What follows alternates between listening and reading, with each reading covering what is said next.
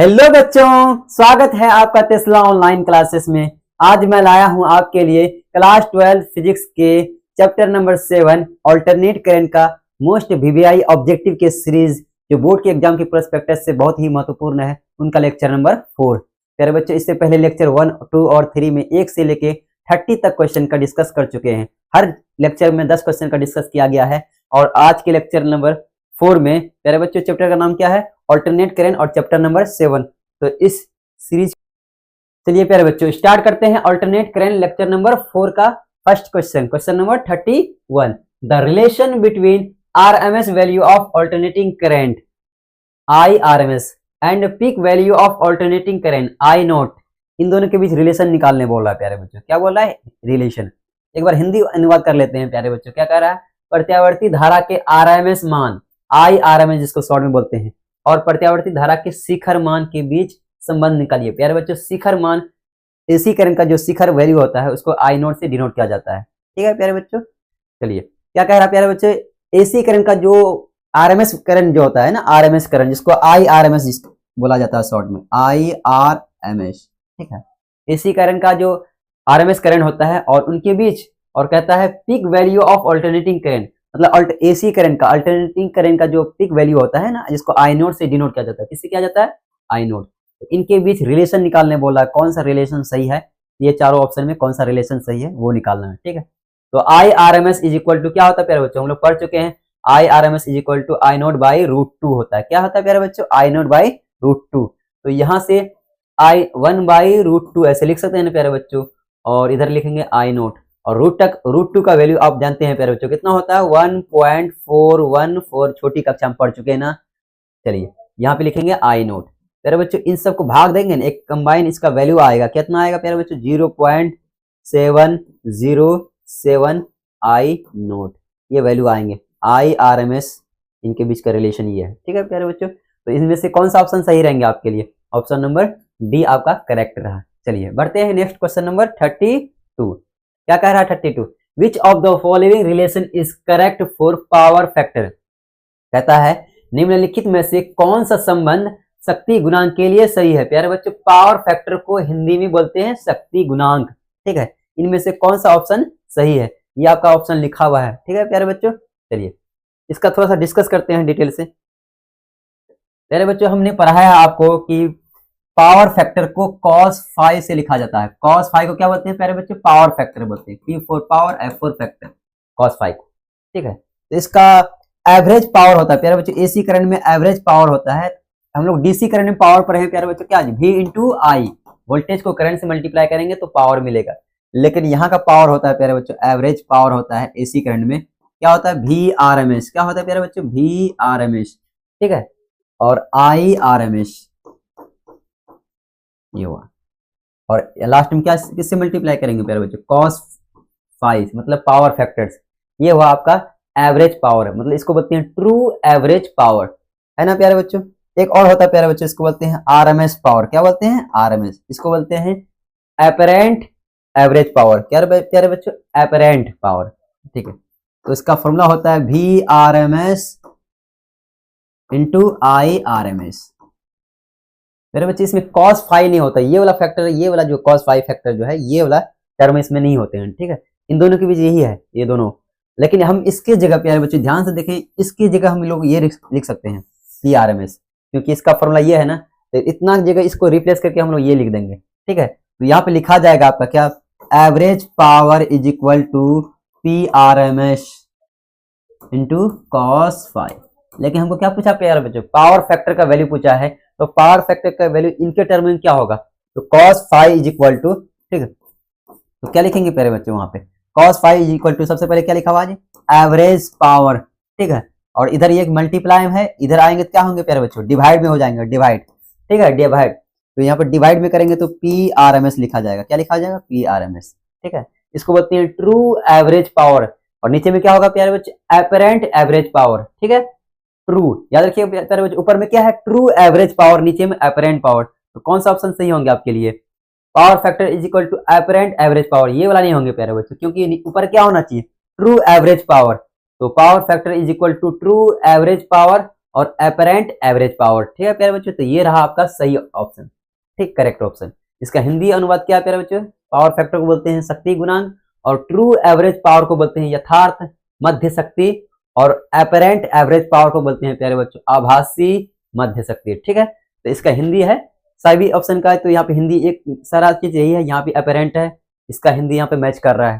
ठीक है, सारा हिंदी लिखना जरूरी नहीं है क्योंकि सारा यही वर्ड लिखा हुआ है और इसका हिंदी यहाँ पे लिख चुके हैं। चलिए next question number 33, the power factor of a series LCR circuit. तेरे बच्चों क्या कह रहा है? एलसीआर सर्किट में पावर फैक्टर बोलता है, ये हुआ एल, ये हुआ सी, तेरे बच्चों ये हुआ रेजिस्टेंस। ठीक है, एल सी आर सर्किट में पावर फैक्टर निकालना है प्यारे बच्चों। क्या होगा पावर फैक्टर? पावर फैक्टर को बोलते हैं प्यारे बच्चों cos फाई लिखा जाता है। cos फाई क्या बोलते हैं? पावर फैक्टर, और इसका फॉर्मूला होता है प्यारे बच्चों R बाई Z होता है। इनमें से कौन सा ऑप्शन सही रहेंगे आपके लिए? Option number b. चलिए बढ़ते हैं नेक्स्ट क्वेश्चन। प्यारे बच्चे एक बार हिंदी अनुवाद कर लेते हैं। श्रृंखला LCR सर्किट का पावर फैक्टर शक्ति गुणांक होगा, क्या होगा प्यारे बच्चों? R by Z। चलिए next question number 34, the equation of an AC is I बराबर कितना दिया प्यारे बच्चों? I बराबर 15 साइन 100 पाई t।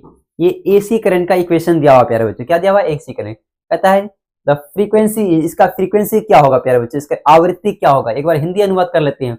AC का मतलब प्रत्यावर्ती धारा का समीकरण कितना दिया हुआ है? समीकरण दिया हुआ है प्यारे बच्चों। इसका पूछ रहा, आवृत्ति पूछ रहा प्यारे बच्चों। प्यारे बच्चों फ्रीक्वेंसी का यूनिट होता है हर्ट्ज होता है। क्या होता है? हर्ट्ज। तो हम लोग इसका इक्वेशन का तुलना करेंगे प्यारे बच्चों। हम लोग जानते हैं AC करंट का अल्टरनेट करंट का इक्वेशन होता है I is equal to I naught peak current sine omega into t. प्यारे बच्चों यहाँ पे साइन और टी के बीच, साइन और टी के बीच कितना है? 100 पाई, और यहाँ पे साइन और टी के बीच कितना है प्यारे बच्चों? ओमेगा है। कितना है?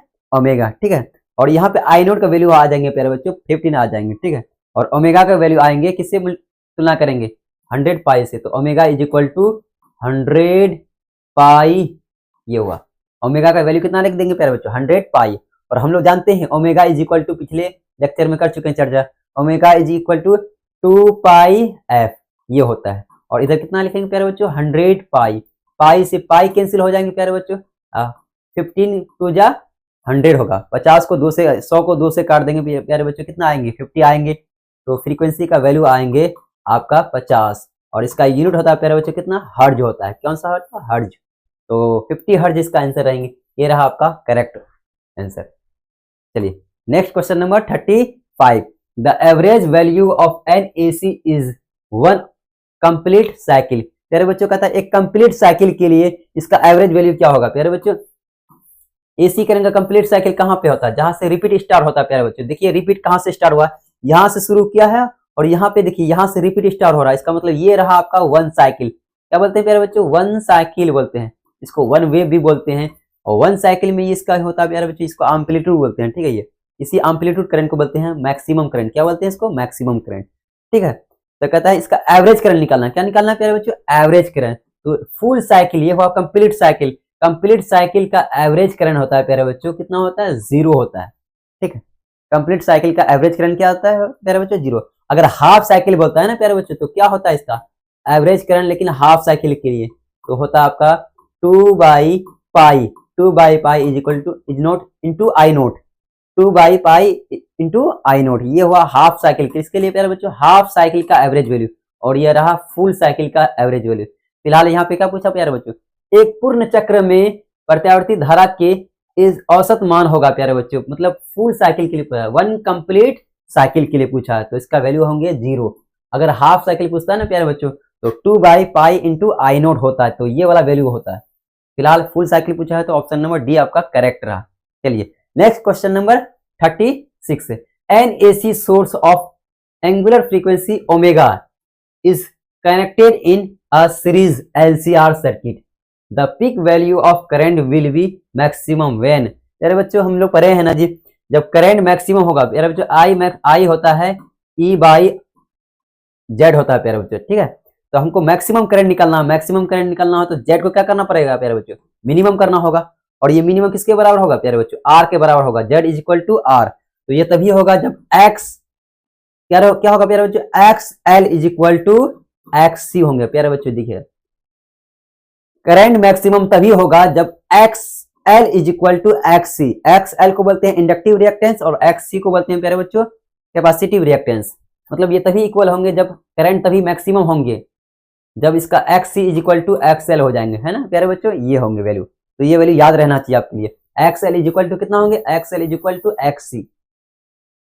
ये आपका पिछले कक्षा में कर चुके हैं, पिछले लेक्चर में, ठीक है। X L is equal to X C, तो एक्स एल का वैल्यू होता है प्यारे बच्चों ओमेगा इंटू एल होता है, और एक्स सी का वैल्यू होता है प्यारे बच्चों 1 बाई ओमेगा इंटू सी।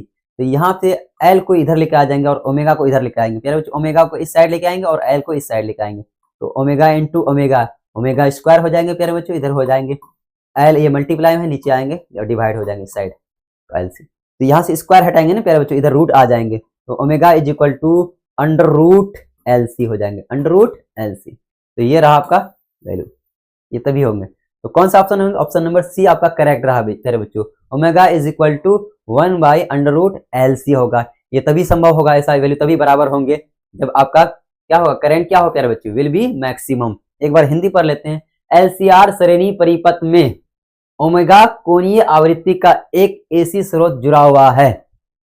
धारा के शिखर मान महत्तम होगा या अधिकतम होगा जब omega 1 by under root l c के बराबर होंगे, ठीक है प्यारे बच्चों। तो ऑप्शन नंबर सी आपका करेक्ट रहा। चलिए, the instantaneous value of AC in SI unit is, इतना दिया हुआ है प्यारे बच्चों, इट्स पीक वैल्यू इज।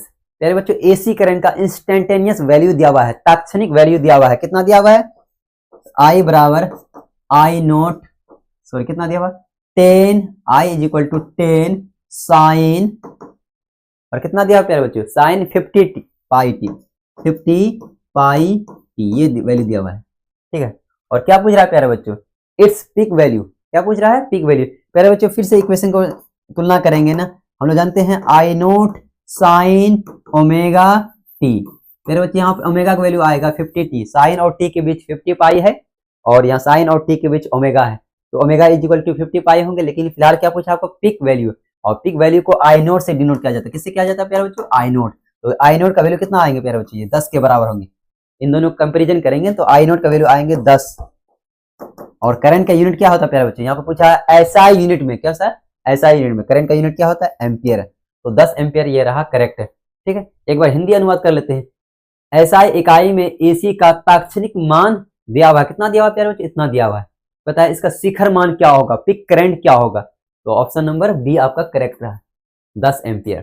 चलिए next question number 38। In a series, क्या कहता है प्यारे बच्चों, in a series LCR circuit, LCR circuit के सीरीज में कंडीशन फॉर रेजोनेंस। प्यारे बच्चों रेजोनेंस के लिए क्या क्या कंडीशन है, तो हमने बताया था कुछ देर पहले, X L is equal to X C, तभी रेजोनेंस होगा।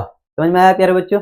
श्रेणी एलसीआर परिपथ में अनुनादी की शर्त है, अनुनादी किसको बोलते हैं प्यारे बच्चों, रेजोनेंस को बोलते हैं। इसके लिए शर्त क्या है, कंडीशन, कंडीशन का हिंदी होता है प्यारे बच्चों स्थिति बोलो या शर्त बोलो, इसका शर्त क्या है, तो हम लोग जानते हैं X L is equal to X C होंगे प्यारे बच्चों यहाँ पे। तो एक्स एल का वैल्यू कितना है, ओमेगा इंटू एल होता है, और एक्स सी का वैल्यू होता है प्यारे बच्चों ओमेगा इंटू सी होता है, ठीक है। यहाँ पे ऑप्शन मैच करने की कोशिश करेंगे ना प्यारे बच्चों, इसको इधर लेके आ जाएंगे और इसको नीचे लेके आ जाएंगे, तो ओमेगा इंटू सी, इस सारे टर्म को इधर ऊपर लेके जाएंगे और ये टर्म को नीचे लेके आ जाएंगे, ठीक है।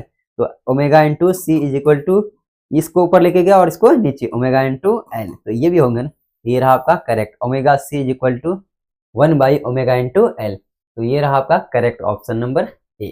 चलिए next question number 39। The peak value of a 100 volt source in AC circuit. प्यारे बच्चों कहता है कोई एसी सर्किट है, ठीक है, तो इसका सोर्स कितना दिया हुआ प्यारे बच्चों, कहता है दिया है 110 वोल्ट, कितना दिया हुआ 110 वोल्ट।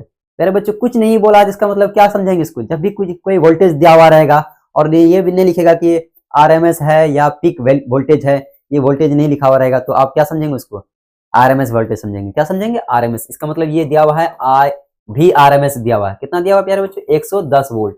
और क्या पूछ रहा है, द पिक वैल्यू, इसका पिक वैल्यू क्या होगा, ठीक है। एसी सर्किट में 110 वोल्ट स्रोत का शिखर मान क्या होगा प्यारे बच्चों, हम लोग जानते हैं V R M S is equal to V naught by root two, I R M S is equal to I naught by root two, उसी तरह V R M S is equal to V naught by root two. यहाँ V naught क्या है प्यारे बच्चों? Peak voltage. क्या है?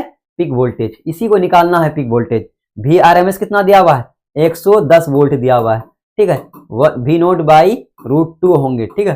तो यहां से रूट टू मल्टीप्लाई हो जाएंगे तो 110 रूट टू हो जाएंगे is equal to V naught. तो पिक वोल्टेज है ना, पिक वोल्टेज कितना होंगे प्यारे बच्चे? 110 रूट टू। ये रहा आपका correct, option number C correct है। चलिए नेक्स्ट क्वेश्चन नंबर 40।